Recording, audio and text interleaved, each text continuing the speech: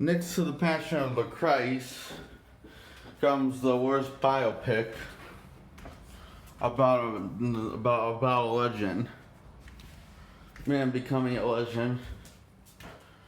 It's Ray, the movie Ray, starring Jamie Foxx in the main role as the Ray Charles, and he brings his A game and the role. The only problem is there's seven problems with him. We see who Ray was as a kid, who that person was, therefore we relate to him as a kid, but we don't relate to him as an adult because we don't see who he is now as an adult. Is he still that same kid inside, or is he a different person now? Not really clear, but anyway, we see him, he gets blinded by a kid. I think, didn't he got blinded by bleach in the movie? Want me to look it up? Yeah, make it quick though. Anyway, you see how he got blinded? Dad's gonna look it up.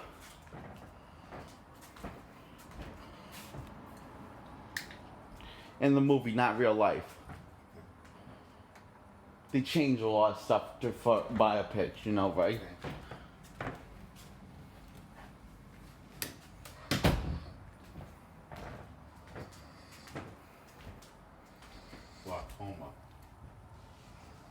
Glaucoma. Yeah, so he got glaucoma, which I guess they didn't have medicines back then for glaucoma. I guess not. In the movie, at least. Yeah. But we don't know in real life, right? Right. What made him blind? Right. Oh, I looked it up both. Both say glaucoma. Oh. In real life, yeah. Okay, so in the movie, in the real Ray Charles, he got glaucoma as a kid, and it made him blind. And it's a pretty jarring scene, a pretty hard scene to watch. I remember it's pretty hard, really, because it's just that sad of a scene, which that's good. That's really good. That's really heavy. That's really good drama, actually. That's what you call good drama. Now, there's only one problem. We don't really see where we don't see him, years later he's blind and he starts playing at this bar out of nowhere, playing the piano and singing a song, while literally stealing the stage from this other performer.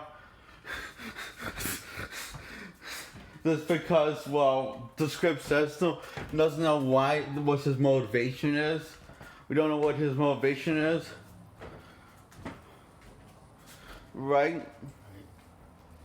And we don't know when he became so talented playing the piano. Wonder what would be interesting if we saw him play the piano constantly throughout the first act of the film and second act of the film, because he doesn't become that Ray Charles. He's not that Ray Charles until the third act, I remember. Right? The Ray Charles that's talented and stuff, and makes beautiful music, and makes the piano his bitch. Okay,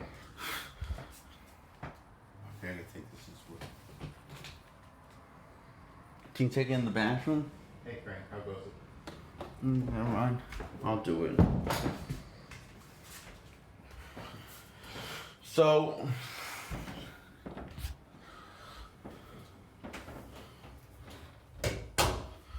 and anyway, he got glaucoma, but anyway, you kind of forget it a little after the third act when you see Ray Charles as an adult.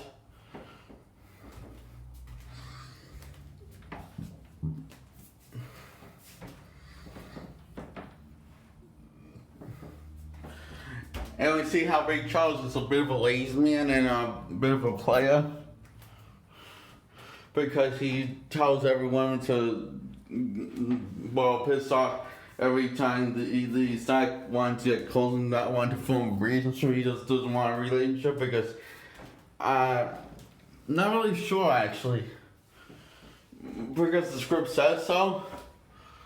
Yeah, that's just saying about this movie. What makes this the worst biopic is because we don't really know who he is as an adult because he's afraid to explore that of the character of Ray Charles, of who he is and see his struggles and stuff. And see his talent and what it means to him, his music. We don't know what it does. He like music like he likes his women, or because I know the Ray Charles always like treated like he likes his music like he likes a woman, even more than that.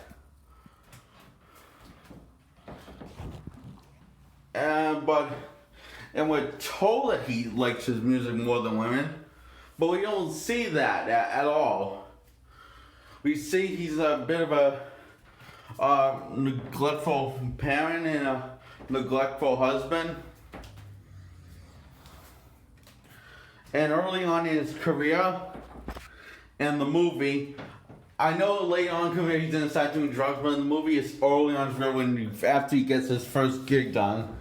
After he does his first album, then he's on his third or second album. He's running fresh out of ideas. So it's time for heroin to become a character in this film, even more of a character than the Ray Charles. And it looks like from what the movie is showing us, he doesn't believe he's actually good enough to survive without the drugs, without the heroin. But we don't know why he feels like that. I mean, yeah, he's depressed, but we don't know what caused him to be like that. Anyway, he gets clean, and that is after checking into rehab. He checks himself into rehab. And he gets clean and goes back to making music, and this is supposed to be a Drive Outfit moment of him making music. And I think he starts making music in rehab, and that's supposed to be a triumphant of it moment for him. And you really should feel like you really should feel, yeah, good for him, but you don't because you don't know him at all in this film. You feel more like he, since day one, in this film, since the beginning, in the film, you feel like he's talented but you don't know if it's God using or is self-taught or what is that he's talented, and you always get the feeling that he cared more about drugs than his music, even though it says deep down he cares more about music than the drugs or anything else. But we never really see that side of him in the beginning. So it's kind of hard to sympathize with him and want him to get it better.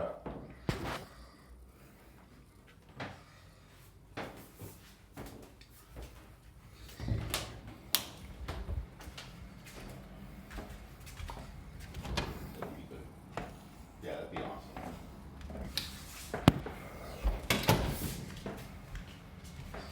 Hang on, just gotta get a drink.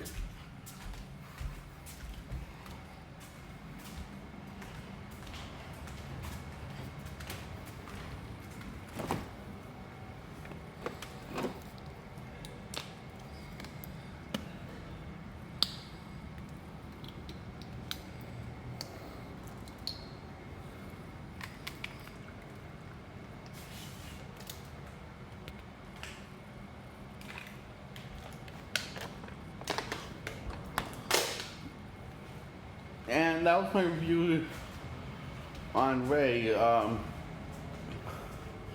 Yeah, I don't know why this movie's liked.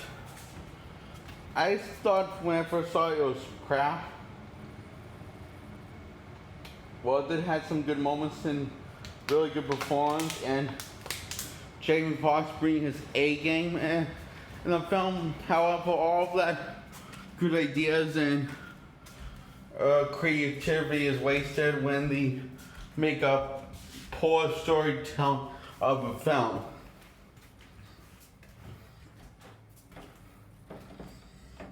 So I give it a thumb down. Oh. Okay.